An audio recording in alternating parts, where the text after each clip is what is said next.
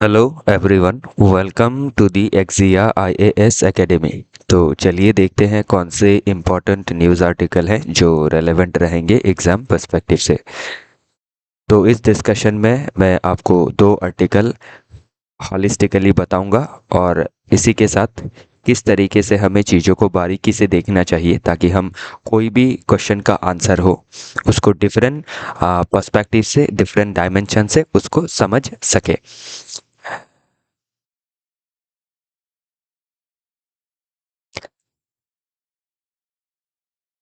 Admission open है एक्जिया IAS academy में। आप हमारे फाउंडेशनल कोर्स से जुड़ सकते हैं जिसमें हम आपको कॉम्प्रिहेंसिव कवरेज प्रोवाइड करेंगे पूरे सिलेबस का। उसी हिसाब से नोट्स भी दिया जाएगा, स्टडी मटेरियल प्रोवाइड की जाएंगी, रेगुलर टेस्ट लिया जाएगा बिफोर प्री एंड मेंस।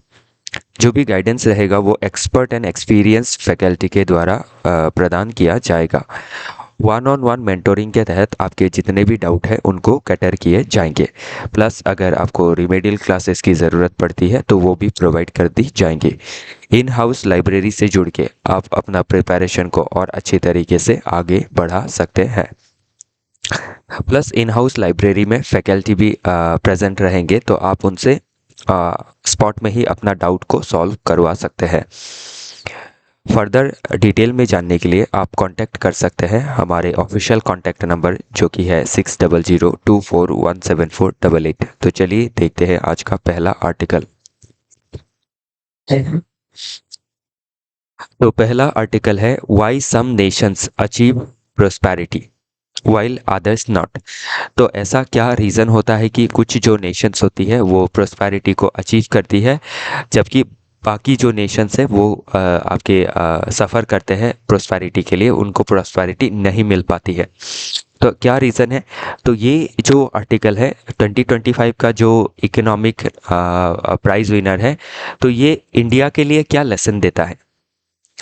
तो आने वाले समय पे, क्योंकि जैसे कि जो क्वेश्चन है या फिर जो डिफरेंट थीम है वो बार बार पूछी जा चुकी है, तो उसको क्या है थोड़ा सा आपका मोल्ड करके दूसरे हिसाब से पूछा जा सकता है। जैसे कि इस बार एपीएससी के मेंस में पूछा गया था, तो उसमें जो नोबेल प्राइज इन इकोनॉमिक्स मिला है, विनर है, तो उस जो सब्जेक्ट मैटर है उससे इंडिया क्या लेसन ले सकता है या फिर इंडिया को क्या लेसन ऑफर किया गया है। अभी अगर हम देखें इंडिया चाइना का कंपैरिजन में, दोनों देशों ने एक ही साथ लगभग अपना जो जर्नी है स्टार्ट किया था इंडिपेंडेंट नेशन के हिसाब से। तो उसमें चाइना का जो ग्रोथ है वो इंडिया के ग्रोथ से काफ़ी आगे निकल गया, जबकि एक समय ऐसा था चाइना लर्न करना चाहती थी फ्रॉम इंडिया कि किस तरीके से इंडस्ट्री में आगे बढ़ा जा सके। लेकिन आज हम देख सकते हैं कि जो चाइना है वर्ल्ड की मैन्युफैक्चरिंग हब बन चुकी है। इसी के पैरेलली अगर देखें सिंगापुर है, देन अगर देखें साउथ कोरिया है, जापान है, या फिर जो डिफरेंट यूरोपियन नेशंस है, तो ये देश किस तरीके से आगे बढ़े, इसमें इन नेशंस में क्या ऐसी डिफरेंट चीज़ें थी जिसकी वजह से ये नेशंस आगे बढ़ी और प्रॉस्पेरिटी को हासिल किया। और हम जो है अभी भी लैग कर रहे हैं या फिर हम कोशिश कर रहे हैं कि उस लेवल पे जो प्रॉस्पेरिटी है उसको अचीव कर सके। तो प्रॉस्पेरिटी से क्या मतलब होता है, सोशो इकोनॉमिक डेवलपमेंट का। आपके एग्रीकल्चर में हो, इकोनॉमी में हो, इंडस्ट्री में हो, सर्विसेज में हो, टेक्नोलॉजी में हो, स्पेस में हो, हाउसिंग में हो, ये सभी चीज़ों में सोशल डेवलपमेंट में देखिए अगर, तो उसमें हाउसिंग हो, हेल्थ हो, इंक्लूसिव डेवलपमेंट हो, तो ये सभी चीज़ें हम देख सकते हैं। तो जो मेन आर्ग्यूमेंट है इस आर्टिकल का यही बताता है कि जो आपका इकोनॉमिक प्रोस्पेरिटी है is primarily determined by a Nations institution, कि जो देश का जो इकोनॉमिक समृद्धि है, अर्थनैतिक समृद्धि है, वो प्राइमरीली डिटरमाइन किया जाता है बाय नेशंस इंस्टीट्यूशन। जो इंस्टीट्यूशन हमारे देश में होती है, चाहे वो गवर्नमेंट हो, लेजिस्लेचर हो, एग्जीक्यूटिव हो, जुडिशरी हो, उसके बाद जो डिफरेंट अदर इंस्टीट्यूशंस है like reserve bank of India हो, तो इस तरीके के जो भी इंस्टीट्यूशन है इसके ऊपर काफ़ी डिपेंड करता है कि वो जो इंस्टीट्यूशन है वेदर दे आर इंक्लूसिव और एक्सट्रैक्टिव। ये समझना काफ़ी ज़रूरी है कि जो इंस्टीट्यूशंस है वो सभी को इंक्लूड करती है या नहीं करती है। अगर हर इंस्टीट्यूशन जो है वो अगर आपका सभी को इंक्लूड करती है तब क्या होगा, इंक्लूसिव डेवलपमेंट होगा, सभी का कैपेसिटी बिल्ड होगा। लेकिन अगर एक्सट्रैक्टिव हुई तो उससे क्या होगा, वो सिर्फ एक्सट्रैक्ट ही करेंगे। जो इंस्टीट्यूशन रहेगा, जैसे कि अभी समझ लीजिए एक सरकारी ऑफिस है, तो अभी सरकारी ऑफिस में वेलफेयर का आपका फंक्शंस होता है, और प्लस समझ लीजिए कि डिफरेंट जो डेवलपमेंटल प्रोजेक्ट होती है उनका टेंडर पास किया जाता है। तो अभी जो टेंडर है उसको ऐसे लोगों को ही सिर्फ दिया जाता है जो करप्ट है, जो पब्लिक फाइनेंसेस का मिसयूज करेंगे, और जो ऑफिसर है वो नेक्सस बना के क्या करेंगे, लोगों से, लोगों का जो या फिर पब्लिक जो मनी है उसको एक्सट्रैक्ट ही करेंगे, करप्शन के जरिए हो या फिर डिफरेंट अदर मीडियम के जरिए हो। तो उससे क्या होता है, एक्सट्रैक्टिव जब होती है तो चंद लोग सिर्फ प्रॉस्पर करते हैं और बाकी लोग पीछे छूट जाते हैं, करप्शन ज़्यादा रहता है, इंक्लूसिवनेस नहीं रहता है। तो इसीलिए क्या होता है, बाकी जो साउथ एशिया के नेशंस है उनमें ये टेंडेंसीज देखी गई है कि आपकी पॉवर्टी बहुत ज़्यादा होना, इलिटरेसी बहुत ज़्यादा होना, फिर आपकी जो हेल्थ फैसिलिटी है वो काफ़ी ख़राब होना, जिसकी वजह से डिफरेंट सॉर्ट ऑफ बीमारियों की वजह से सिटीज़न अपनी जान गंवाते हैं। तो वैसे इंस्टीट्यूशंस अगर काम करेंगे तो वो होगा एक्सट्रैक्टिव, और उसको रिफॉर्म करके जब हम ठीक करने की कोशिश करेंगे then it will become inclusive. लेकिन जिन भी देशों में इंक्लूसिव इंस्टीट्यूशंस है वहाँ आप देख सकते हैं कि सिटीज़न की कैपेसिटी काफ़ी ज़्यादा है, हर सिटीज़न केपेबल है, हर सिटीज़न काम करता है, ट्रांसपेरेंसी है, अकाउंटेबिलिटी है कि आपका सभी को इंक्लूड करना है।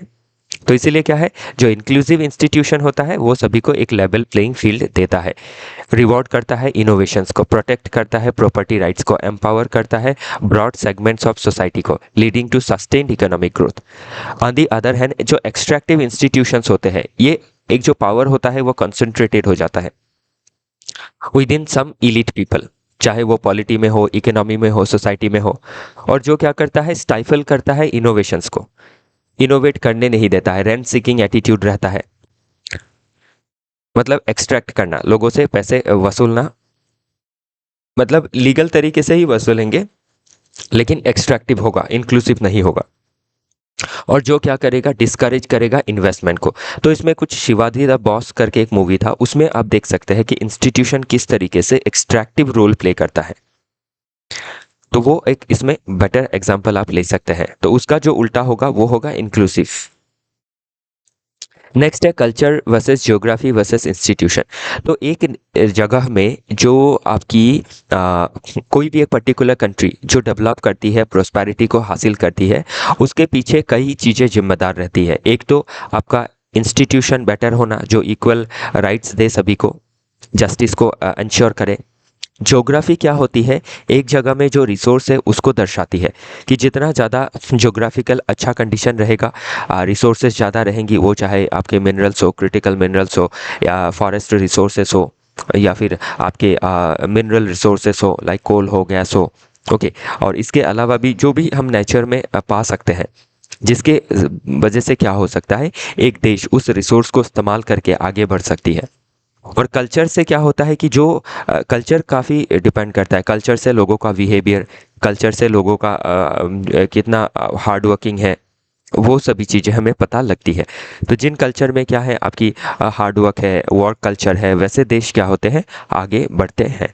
और जिन भी देशों में हमने इन चीज़ों की कमी देखी है, उन्हीं देशों में क्या होता है, प्रोस्पेरिटी की कमी देखी जाती है। तो अभी ध्यान रखिएगा, जैसे हमारे देश में ज्योग्राफी में काफ़ी सारा मिनरल्स है, कल्चर भी बहुत मेहनती कल्चर है, लेकिन इंस्टीट्यूशंस में कमी देखी जाती है। तो इंस्टीट्यूशंस को और फेयर बनाना काफ़ी ज़रूरी है। Okay, innovations and creative destruction. तो ये जो क्रिएटिव डिस्ट्रक्शन है, ये वर्ड को स्कम्पीचर ने कॉइन किया था 1950s में ही, कि क्रिएटिव डिस्ट्रक्शन क्या होता है कि जब नया टेक्नोलॉजी आता है, जो नया क्रिएशन आता है, वो ओल्ड सिस्टम को डिस्ट्रॉय कर देता है, लेकिन जो नया क्रिएट करता है उससे काफ़ी लोगों को एम्प्लॉयमेंट मिलता है, सोसाइटी में चेंजेस आती है, सोसाइटी फास्ट फॉरवर्ड होता है बिकॉज ऑफ राइजिंग टेक्नोलॉजी। जैसे पहले कॉटेज इंडस्ट्री से आपका फैक्ट्री सिस्टम आया, उसके बाद आपकी स्टीम इंजन आई, उसके बाद आपका इंटरनेट आया, उसके बाद आपके एआई आया, ब्लॉकचेन आया। तो उसमें हम काफ़ी इनोवेशंस देख सकते हैं। नो डाउट उसमें लोग जो पुराने लोग हैं उन्होंने उनका स्किल आउटडेटेड हो गया, तो उनका जो जॉब है वो डिस्ट्रॉय हो गया, लेकिन उनको फिर से रीस्किल करके उनको क्रिएटिव इकोनॉमी में इस्तेमाल किया जा सकता है, उनका योगदान जो है वो निश्चित किया जा सकता है। ओके, नेक्स्ट देखते हैं the role of the state. तो स्टेट का रोल क्या होता है? Strong but not overbearing. तो स्टेट का रोल क्या होना चाहिए? स्ट्रांग होना चाहिए, लेकिन ओवर बियरिंग नहीं होना चाहिए। ओवर बियरिंग मतलब ओवर रेगुलेशन है, लोग एक्सक्लूड हो रहे हैं, स्टेट क्या कर रही है, जो एक्सट्रैक्टिव इंस्टीट्यूशंस है इनको रिफॉर्म नहीं कर पा रही है, तो वैसा रोल नहीं होना चाहिए। State's role should have positive, it should work in a positive way to include everyone, to reform institutions, to reform regulations, so that people can participate. There remains ease of doing business, ease of living, ease in everything. तो ये इसका main मुद्दा था, okay, जो हमने first page में देखा। Okay, तो जो पहला पार्ट है इसमें, ये जो पहला जो न्यूज़ कटिंग है, इसी का जो मेन आर्ग्यूमेंट है वो हमने इसमें देखा, और इसका सब्सटेंटिव पार्ट जो है वो हमने इसमें एक्सप्लेन किया है। तो इससे आपका ये जो आर्टिकल है ये क्या जताना चाह रहा है, बताना चाह रहा है, वो हमने इसमें देखा। नेक्स्ट जो आर्टिकल है, इसी जो नेक्स्ट आर्टिकल नहीं, जो नेक्स्ट स्लाइड है, इसी आर्टिकल का हम हिस्टोरिकल लिंकेजेस आपको दिखा रहे हैं कि अगर आप हिस्टोरिकल एवोल्यूशन देखें तो उस समय डिफरेंट इंस्टीट्यूशन प्रोस्पेरिटी के लिए किस तरीके से काम करती थी। तो प्री मॉडर्न एरा में अगर देखें 17th सेंचुरी में, मुगल के समय पे, तो prosperity was tied to geography. तो ज्योग्राफी के साथ प्रोस्पेरिटी टाइड था कि कितना ज़्यादा फर्टाइल लैंड है, कितने उसके ऊपर जगह की प्रोस्पेरिटी डिपेंड करती थी। ऑन दी अदर हैंड अगर हम ये इंडिया के मामले में अगर देखें, फिर आप थिंकर्स लाइक एडम स्मिथ का जो थॉट है फ्री इकोनॉमी का, उन्होंने 1776 के बाद इसको दिया, तो उन्होंने हाईलाइट किया था डिवीजन ऑफ लेबर को, फ्री मार्केट को। तो इसके वजह से आप देख सकते हैं कि फ्री मार्केट का आइडिया जो था, जो डिवीजन ऑफ लेबर का आइडिया था, इसके वजह से यूरोप रीजन में, स्पेशली इंग्लैंड में बाद के समय पे इंडस्ट्रियल रेवोल्यूशन हुआ, ये रहा, और उसमें काफ़ी ज़्यादा प्रॉस्पेरिटी आई। लेकिन हमारे देश में फ्री मार्केट जैसा कोई सिस्टम नहीं था। हमारे देश में अगर देखें तो मोस्टली फ्यूडल सिस्टम ही था, जिसमें फ्यूडल लॉर्ड्स क्या करते थे, एक्सट्रैक्टिव जो था, हमने देखा था ना, ये एक्सट्रैक्टिव था इंस्टीट्यूशंस। लेकिन आपका जो मॉडर्न इकोनॉमिक सिस्टम था जिसमें इंक्लूजन की बातें होने लगी थी, वो एडम स्मिथ के समय पे आई थी, और उसी के वजह से बाद में हम इंडस्ट्रियल रेवोल्यूशन को देख सकते हैं। तो हम ये भी समझना ज़रूरी है कि जो ह्यूमन है, जो पर्सनालिटीज़ है, जो डिफरेंट आइडियाज़ देती है, वो किस तरीके से socio economic change, political shift ला सकती है। तो इंडस्ट्रियल रेवोल्यूशन में हमने देखा कि किस तरीके से डिफरेंट सॉर्ट ऑफ टेक्नोलॉजी ने रेवोल्यूशन लाया, सोसाइटी में प्रोस्पेरिटी लाई। Prosperity as well as labour exploitation, वो भी हम देख सकते हैं साइड बाय साइड। एक्सट्रैक्टिव अगर देखें तो कम मजदूरी देना, बहुत ज़्यादा समय तक काम कराना, वगैरह वगैरह। फिर पोस्ट वर्ल्ड वार 2 के बाद अगर हम देखें तो न्यो क्लासिकल मॉडल्स आया। उसके बाद आप देख सकते हैं कि टेक्नोलॉजी जो है उसका डेवलपमेंट होने लगा, और उसके बाद आपका जो ग्रोथ है वो काफ़ी आगे बढ़ने लगा बिकॉज ऑफ टेक्नोलॉजी। तो धीरे धीरे आप जो अल्ट्रा मॉडर्न जो समय है उसका डेवलपमेंट देख सकते हैं। तो आज के समय पे हम देखें तो बुलेट ट्रेन हो, रोबोटिक्स हो, एआई हो, ये सभी चीज़ें हम देख सकते हैं। तो इसमें अभी जिस जिस भी देशों ने, ध्यान रखिएगा, तो इंडस्ट्रियल रेवोल्यूशन जहां आया वहां पे इकोनॉमिक प्रोस्पेरिटी पहले आई। हमारे देश में इंडस्ट्रियल रेवोल्यूशन जो था वो काफ़ी बाद में आया, तो इसीलिए हमारी प्रोस्पेरिटी में हम डिले है कंपेयर टू यूरोपियन नेशंस। और 21st सेंचुरी में अगर देखें तो जो डिफरेंट इंस्टीट्यूशंस है, जो इनोवेशन है, जो टेक्नोलॉजी है, उसमें हम अभी भी कोशिश कर रहे हैं डिफरेंट जो आपके हार्डवेयर है, सॉफ्टवेयर है, उसको डेवलप करने में। लेकिन कंट्रीज लाइक यूएसए हो या फिर चाइना हो, इन्होंने काफ़ी हद तक डेवलप किया है। फॉर एग्जांपल चाइना जो है 80% क्रिटिकल मिनरल का एक्सपोर्ट करती है वर्ल्ड वाइड। तो इससे क्या है, चाइना का ग्रोथ जो है या डेवलपमेंट जो है ऑब्वियसली काफ़ी फास्ट रहेगा। ओके, चलिए आगे देखते हैं। Challenges related to the issue. तो चैलेंजेस क्या क्या है?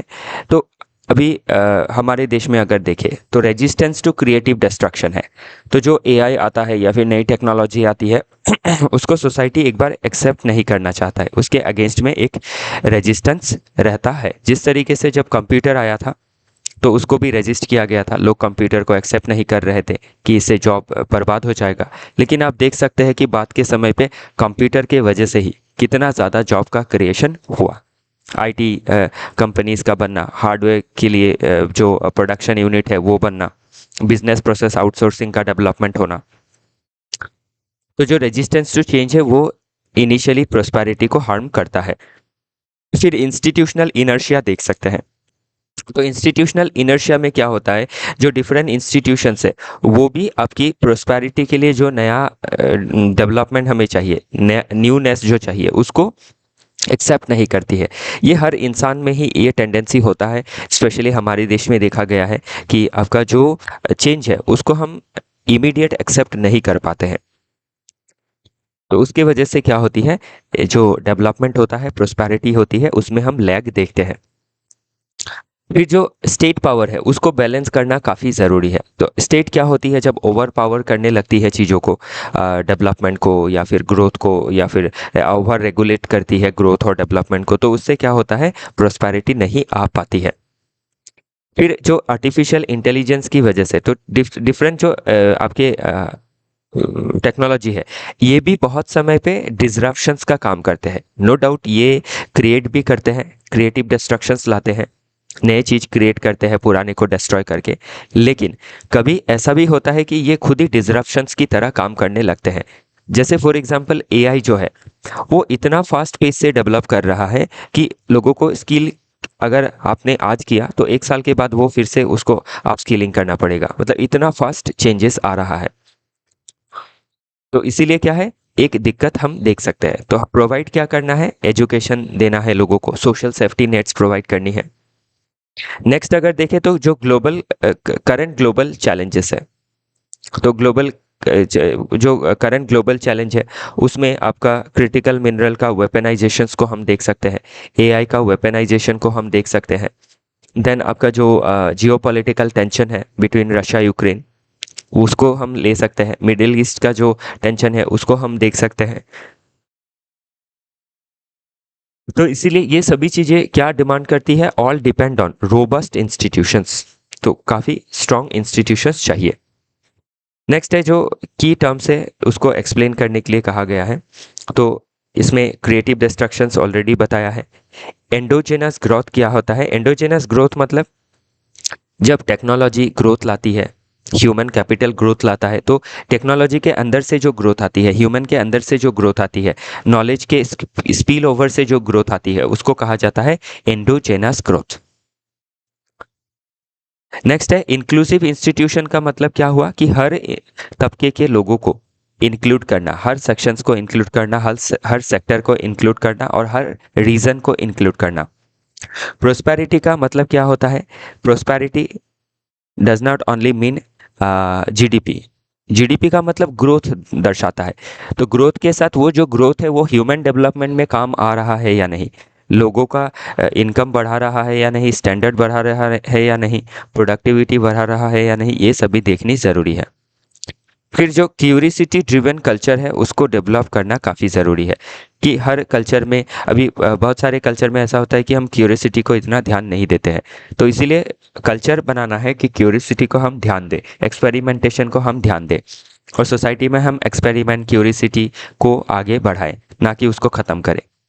मिडिल इनकम ट्रैप क्या होता है, जिसमें हम फंसे हुए हैं, हमारी देश फंसी हुई है। तो मिडिल इनकम ट्रैप क्या होता है, एक लेवल तक हम काफ़ी अच्छा कमाने के बाद उसके बाद हम रुक जाते हैं, उसके आगे नहीं जा पाते हैं। तो उसी को कहा गया है मिडिल इनकम ट्रैप। तो अभी भी जो हम दिक्कत फेस कर रहे हैं to transition to high income country, और उसके लिए जो हमें सहूलियत चाहिए, जो डिफरेंट इंस्टीट्यूशंस का चेंजेस चाहिए, ओवर रेगुलेशन को कम करना है, टेक्नोलॉजी को आगे बढ़ाना है, हार्डवेयर को जनरेट करना है, तो उसमें जो एक दिक्कत आती रहती है और उसके वजह से हम जो मिडिल इनकम में एक बार के लिए फंस जाते हैं, उसी को कहा जाता है मिडिल इनकम ट्रैप। और उसी ट्रैप से निकलने के लिए क्या है, इंस्टीट्यूशंस को बेटर करना है, टेक्नोलॉजी को डेवलप करनी है, लोगों का अंदर जो कल्चर है उसको चेंज करना है, इनोवेशंस को लाना है। नेक्स्ट इसका डायमेंशन अगर देखें तो सोशल डायमेंशन देख सकते हैं कि अगर हमारे देश में हम चाहते हैं कि प्रोस्पेरिटी पूरी आगे बनी रहे, तो इसीलिए ज़रूरी क्या है कि हमें लाइफ लॉन्ग लर्निंग लेनी है, सोसाइटी में कल्चर को शिफ्ट करना है। कल्चर मतलब जो लर्निंग कल्चर है, जो इनोवेशन का कल्चर है। देन पॉलिटिकली देखें तो पॉलिटिकल विल काफ़ी ज़रूरी है ताकि जो चेंज है उसको लाया जा सके। Without political will it is not attainable. Legally अगर देखें तो स्ट्रॉन्ग लीगल फ्रेमवर्क बनाना है ताकि जो इंटेलेक्चुअल प्रॉपर्टी राइट्स है उसको हम प्रोटेक्ट कर सके, जिससे क्या होगा, इनोवेशन जो है वो आगे बढ़ेगा। एथिकली अगर देखें तो जो भी डेवलपमेंट हम करेंगे, टेक्नोलॉजी का हो या फिर इकोनॉमी में जो भी ग्रोथ रहेगी उसको इक्विटेबली शेयर करना होगा, एक फेयरनेस रहना होगा इन आवर इकोनॉमी। इंटरनेशनली अगर हम देखें तो जो डिफरेंट नेशन है किस तरीके से रोबस्ट इंस्टीट्यूशंस को डेवलप कर रही है, इनोवेशंस को आगे बढ़ा रही है, उससे हमें ग्लोबल बेस्ट प्रैक्टिसेस को सीखना होगा। तभी हम क्या कर सकते हैं, इकोनॉमी में प्रोग्रेस हासिल कर सकते हैं। और इकोनॉमी में भी आपके जो एंट्री एग्जिट का है, ईज ऑफ डूइंग बिजनेस है, सिंगल विंडो सिस्टम है, क्लियरेंसेज है, इनको देना होगा, तभी डेवलपमेंट हम अचीव कर सकते हैं, ह्यूमन प्रोस्पेरिटी जो है अचीव कर सकते हैं। तो प्रोस्पेरिटी से क्या है, सभी का डेवलपमेंट का बारे में कहा गया है। नेक्स्ट इसमें एनसीईआरटी की कौन सी किताबें आप पढ़ेंगे वो चीज़ें बताई गई है। अगर आप इसको थोड़ा आप खरीदना नहीं है आपको, अगर आप पीडीएफ भी इसका डाउनलोड कर ले और आपके पास पीसी या फिर आपके पास टैबलेट है तो उसमें भी आप पढ़ के मार्किंग करके रिवाइज कर सकते हैं। और ख़रीदेंगे तो भी इसमें ज़्यादा खर्चा नहीं आएगा क्योंकि ये आपकी एनसीईआरटी की किताबें हैं जो काफ़ी सस्ते दामों में आपको अवेलेबल हो जाएंगी, तो उससे आप थोड़ा पढ़ सकते हैं। ज़्यादा समय भी नहीं लगेगा, एक एनसीईआरटी आप पढ़ेंगे तो 1-2 दिन में कंप्लीट हो जाएगा। तो इस तरीके से 6 to 12 का पढ़ना है। तो मैक्सिमम इसको आप क्या है, टारगेटेड तरीके से पढ़े, 1 से 2 महीने में एनसीईआरटी को फिनिश कर दें, फिर आप उसको रिवाइज करें। और रिवाइज करें जब कॉन्सेप्ट है बेसिक उसको सीखने के लिए ही बस, तभी आप क्या है, ये जो हमारा एनालिसिस है इसको और बेटर समझ पाएंगे, जो टर्मिनोलॉजी है बेटर ग्रास्प होगा। नेक्स्ट अगर देखें तो आपका क्या सिलेबस के साथ कैसा लिंक है, तो ध्यान रखिएगा एक टॉपिक जो है पर्टिकुलर वो आप किसी एक सब्जेक्ट से है बोल के नहीं कह सकते हैं।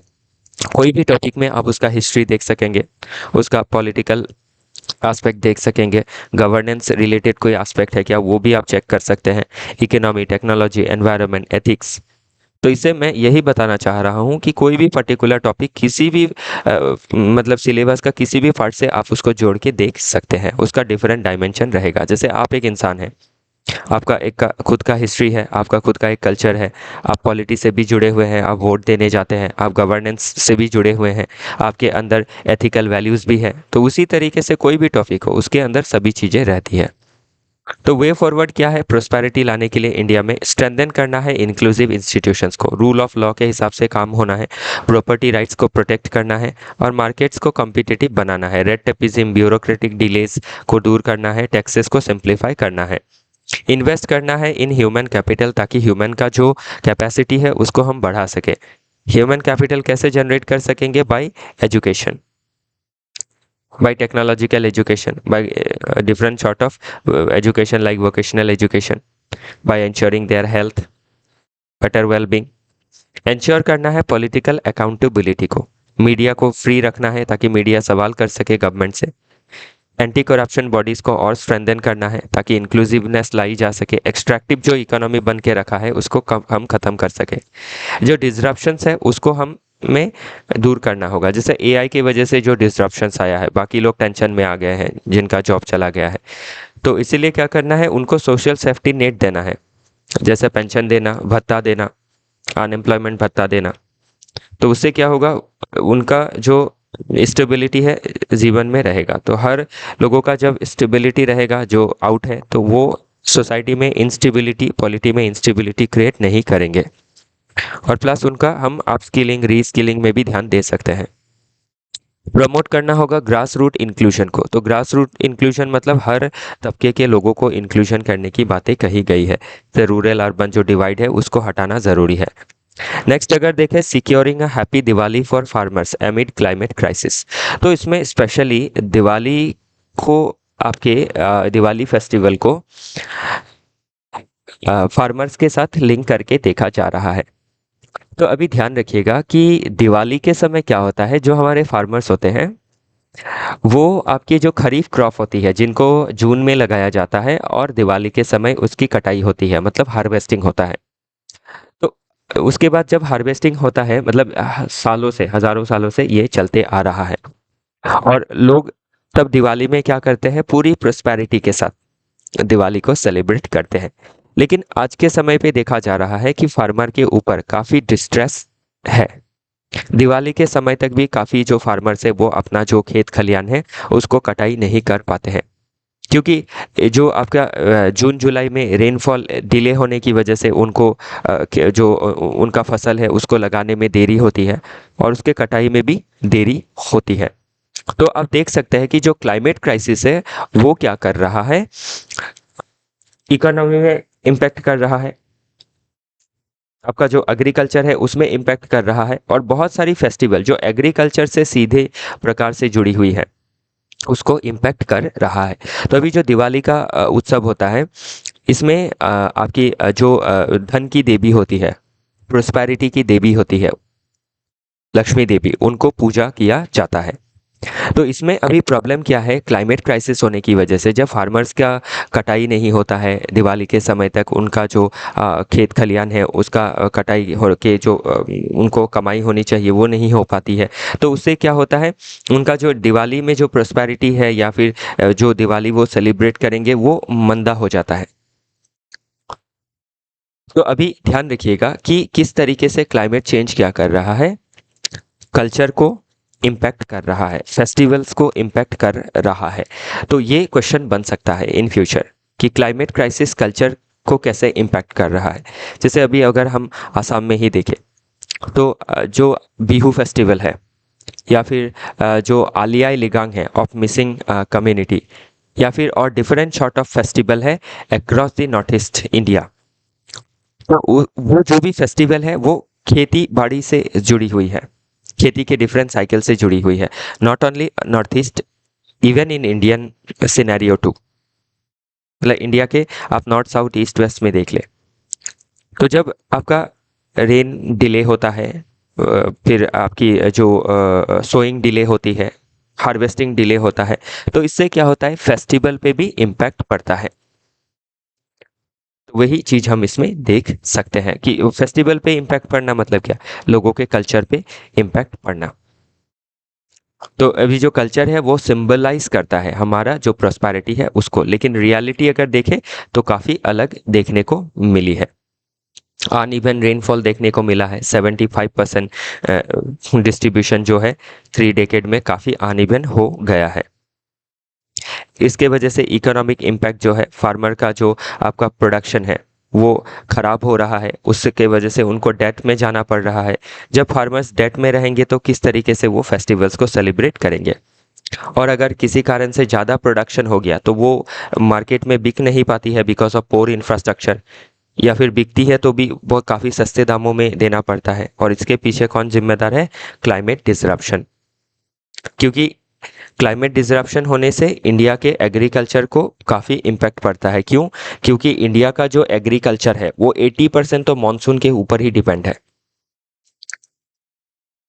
नेक्स्ट अगर देखें तो डिफरेंट सॉल्यूशन भी लाया है गवर्नमेंट ने, डिस्ट्रेस सेल को दूर करने के लिए ई नाम प्लेटफॉर्म को लाया गया है, इलेक्ट्रॉनिक नेशनल एग्रीकल्चरल मार्केट, जिससे आप इंडिया के किसी भी जगह में सामान को बेच सकते हैं, एपीएमसी को इसमें कनेक्ट किया जाएगा।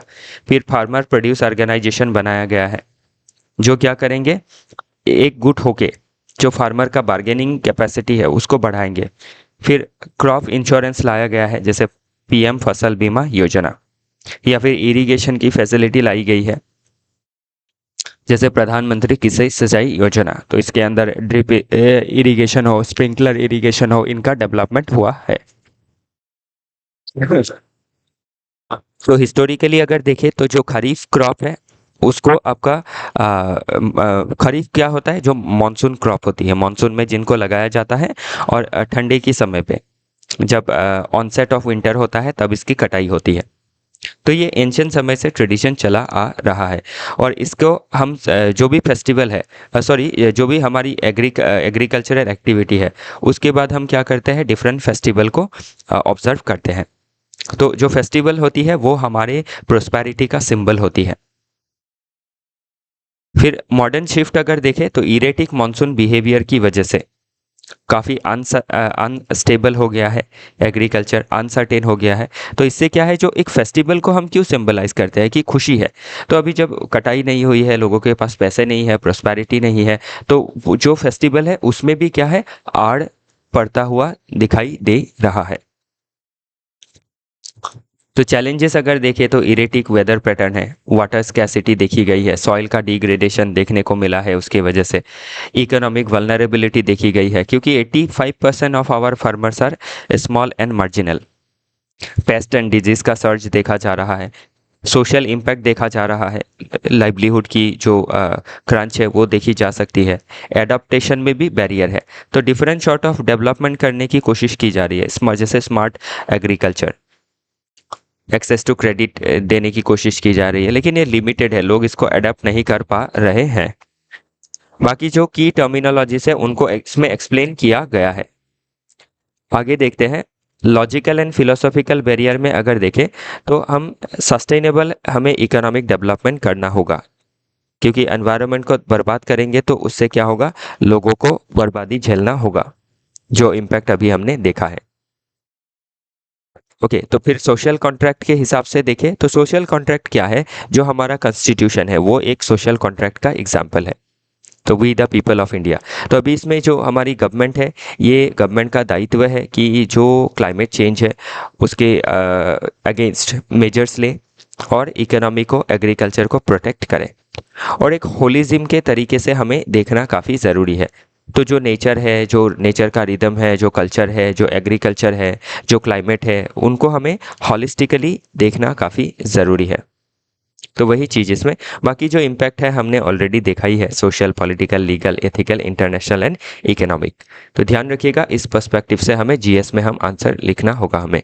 बाकी एनसीईआरटी से क्या पढ़ेंगे और सिलेबस का कौन सा पार्ट से लिंक है।